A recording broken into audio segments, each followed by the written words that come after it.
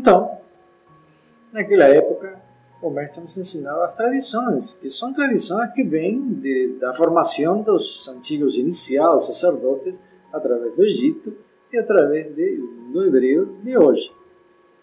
Então, algumas das coisas que eram importantes era, por exemplo, ter ossos. Vemos isso muito na África, os ossos, búzios também.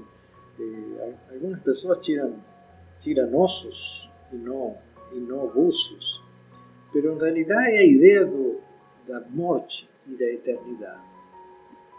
Então, durante meses, nos fomos preparando para a ideia de entender a morte e aceitar a morte como em outras culturas se fazia. Porque temos que ver que se eu quero ter uma comunicação psicográfica com um ser, um antepassado meu ou de outras pessoas, eu tenho que entender de onde vieram, quem eram. Tem decir, várias coisas que são importantes para estabelecer esse nível de comunicação. Não estou falando de um Chico Xavier que era um médium que psicografava com uma extrema naturalidade dentro do Brasil. E já conheci outros médiums que tinham capacidades psicográficas fantásticas. Estou falando de você desenvolver dentro de você a capacidade de ter contato e comunicação com seus guias espirituais. Contato e comunicação com seus antepassados. Para quê? Para poder evoluir, porque esses antepassados, esses seres que viveram há milhares de anos, ou aqueles que são a origem da nossa árvore genealógica, têm coisas a nos dizer. Não estou discutindo se isso tem uma razão, digamos, genética, está no DNA, não me interessa. Se existe um fenômeno psicográfico, não me interessa entenderlo. Prefiro manter o mistério e entrar e me atirar no mistério, ainda que minha mente não entenda nada desse mistério.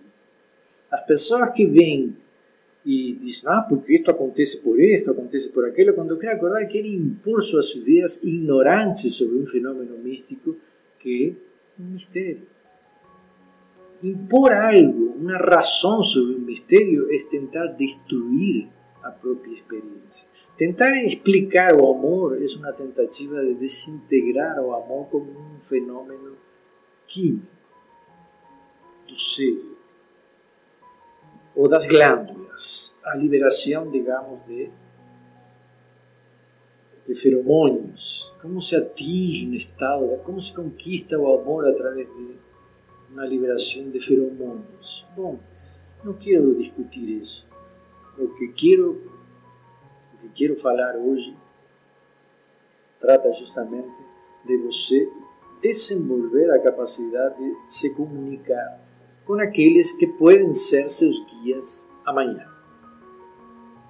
É decir, aqueles que podem transmitir para vocês mensagens que podem servir para toda a sua vida. E nesse critério eu vou contar uma história para vocês que foi a primeira experiência de psicografia que eu tive.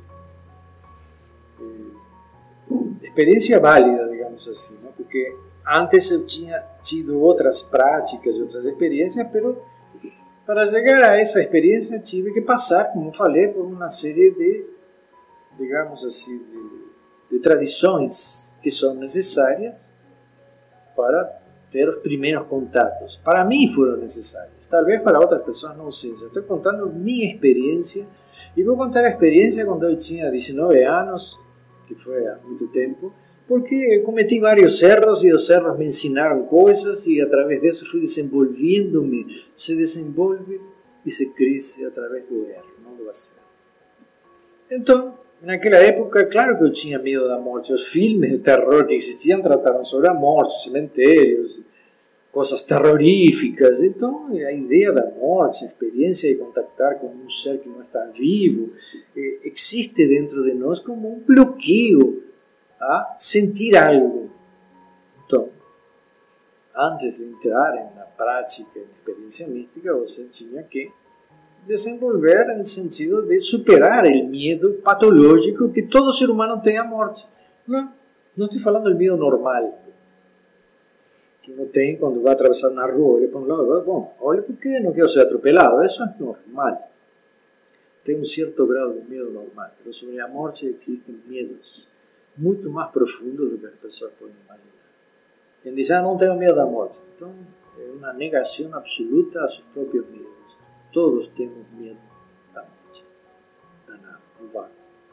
Até que vamos empezando a abrir portas e ver que nessa escuridão existe luz, nesse vácuo existe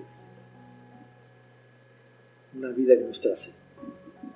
Então, naquela época, me lembro que para perder o meu medo da morte, digo, o que eu vou fazer? Vou entrar no cemitério. Entrar no cemitério, vou ficar de noite lá e vou enfrentar meu medo à morte. Então, foram uma das práticas que eu fiz. Não quer dizer que você tenha que fazer. Eu tinha um medo, que hoje talvez entrar no cemitério para algumas pessoas seja a coisa mais normal do mundo, mas 50 anos atrás não era tão assim. Então, claro, entrei no cemitério, prendi uma vela, fiquei quieto, meditando. Claro que tem medo, o medo se manifiesta de diversas formas, sensações de presenças, barulhos, calafrios, tremores, pânico.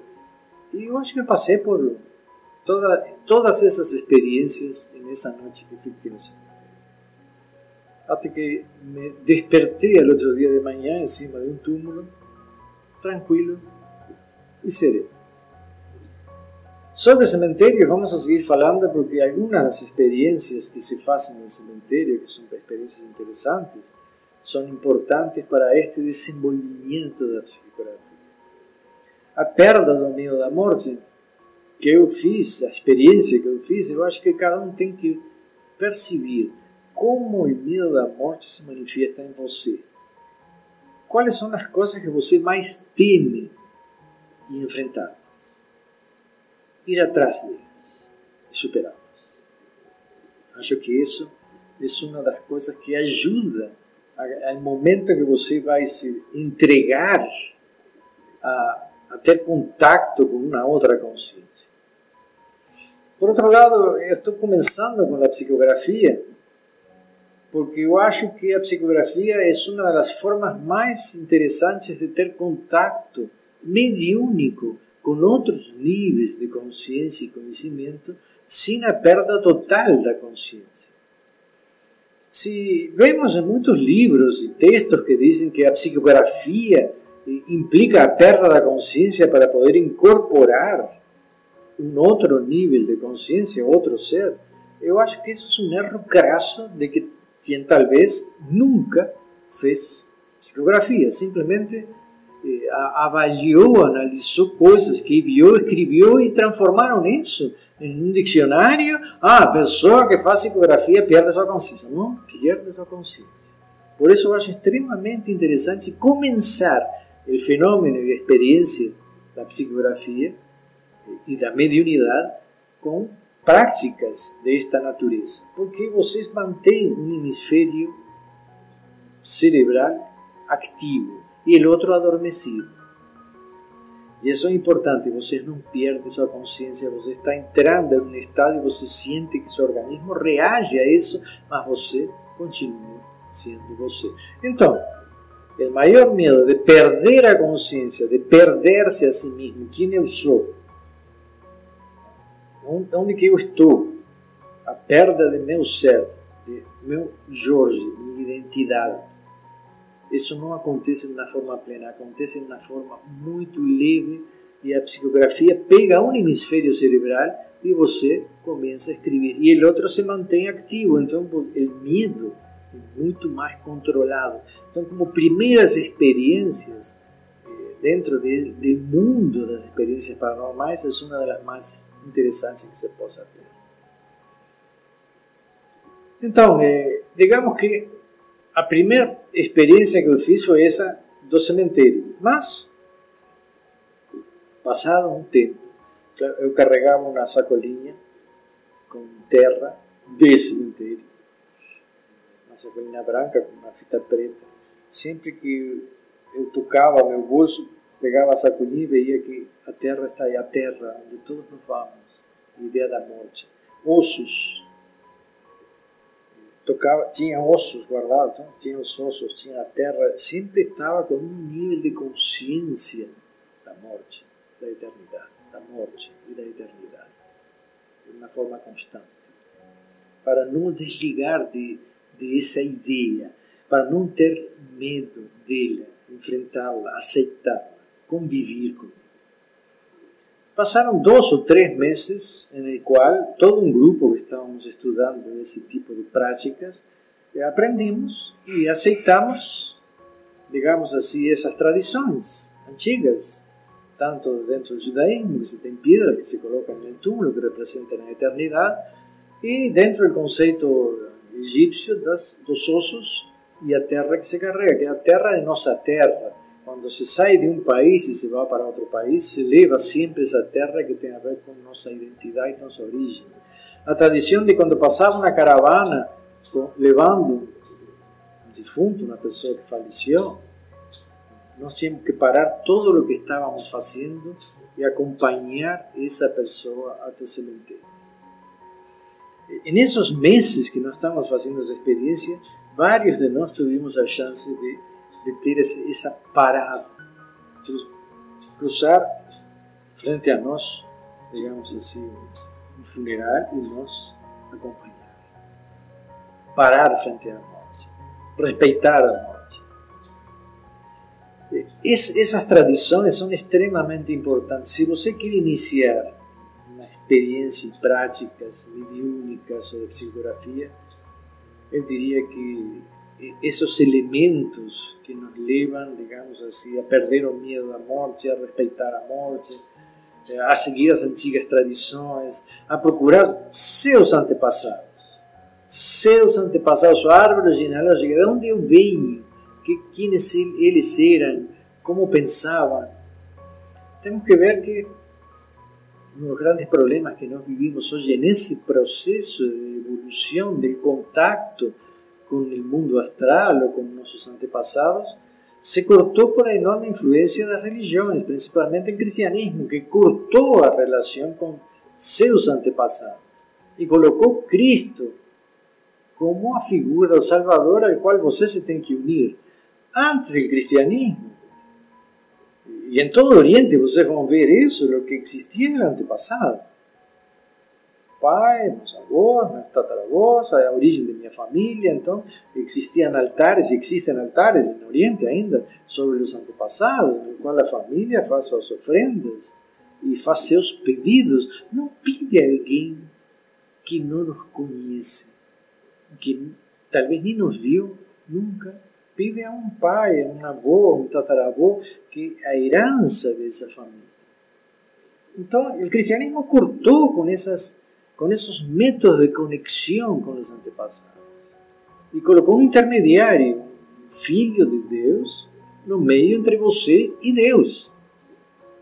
Digamos que as tradições antigas colocavam assim, você unido a uma corrente de antepassados, que na Cábala se chama Shalshelet, a corrente, Shalshelet a Cábala, a corrente da tradição, em qual cada eslabão faz parte desse processo evolutivo até chegar a você. Esses eslabões, esses antepassados, estão em nós. Nós somos a consequência de nossa própria história, de nossa árvore genealógica. O cristianismo veio e cortou isso. Então o homem se perdeu. Hoje é muito difícil encontrar alguém que se lembre do nome de um tataravô, de onde veio, o que fez, o que trabalhava. Nós perdemos esse hilo, as datas de quando nasceram, quando morreram.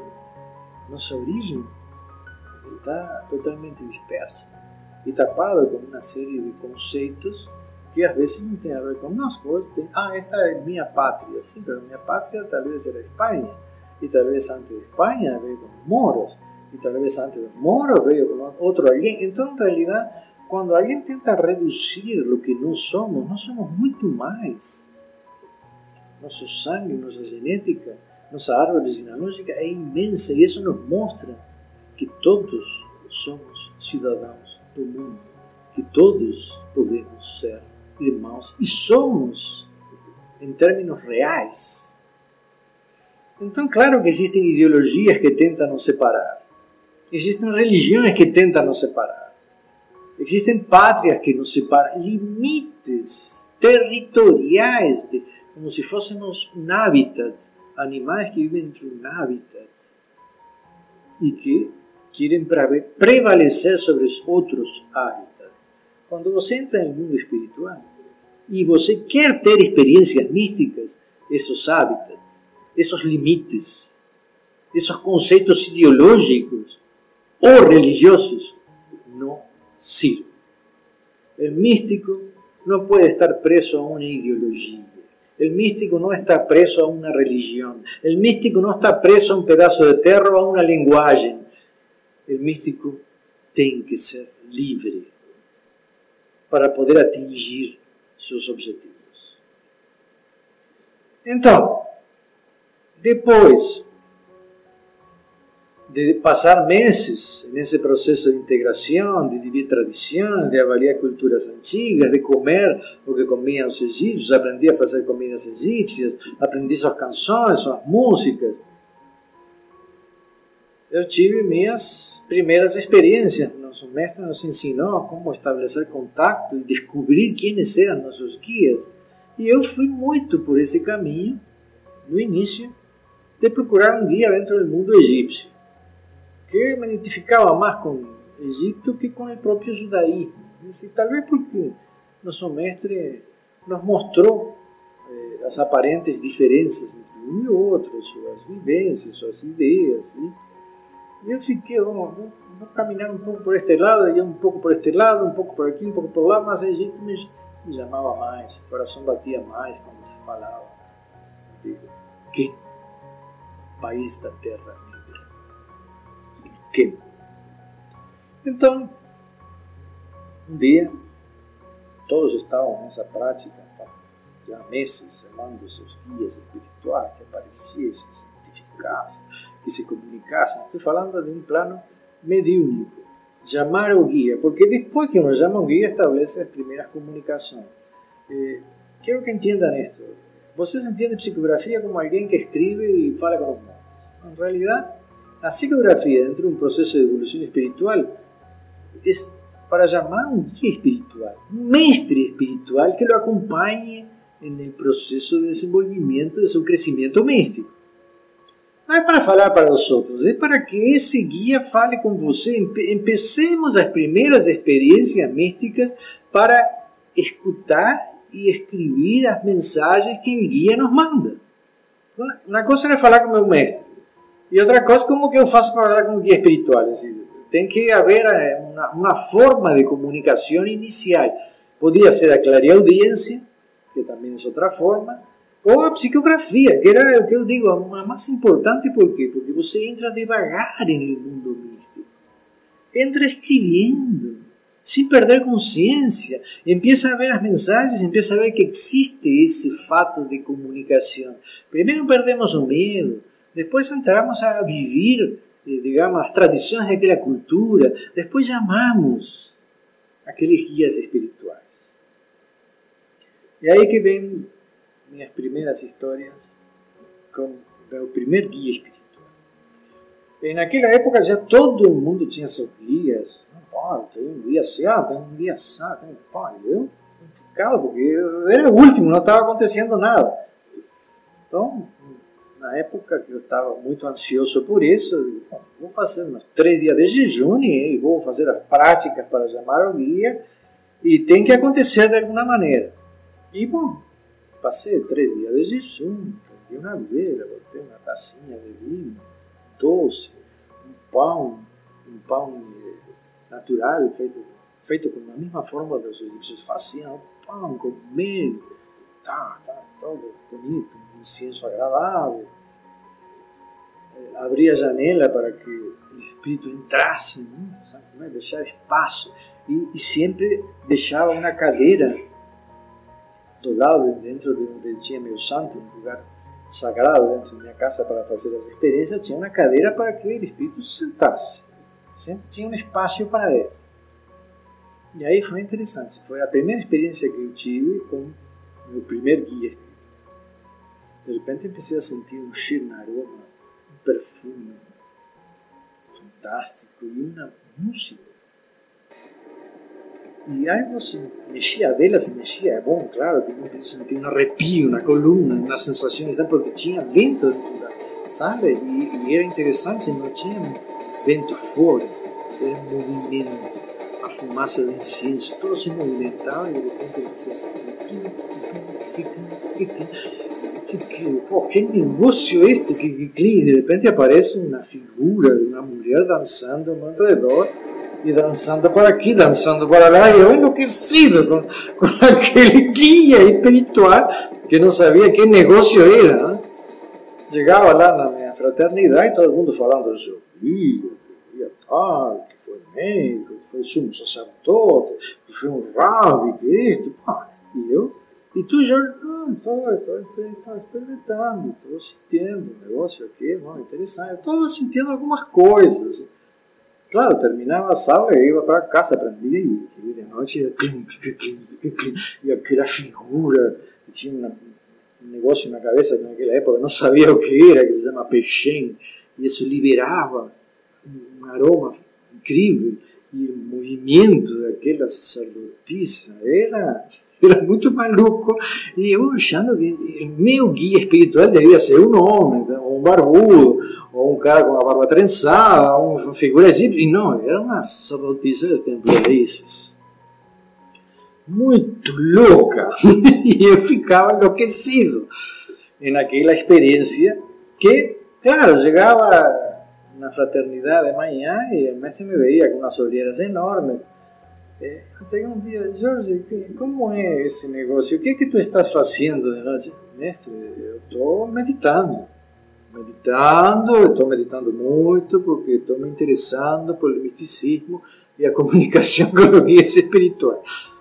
Mas acho que esse guia espiritual não está sendo tão bom contigo. Não, está sendo maravilhoso. Eu nunca tive uma experiência tão boa como a que estou tendo cada vez que eu faço meu chamado, meu guia espiritual.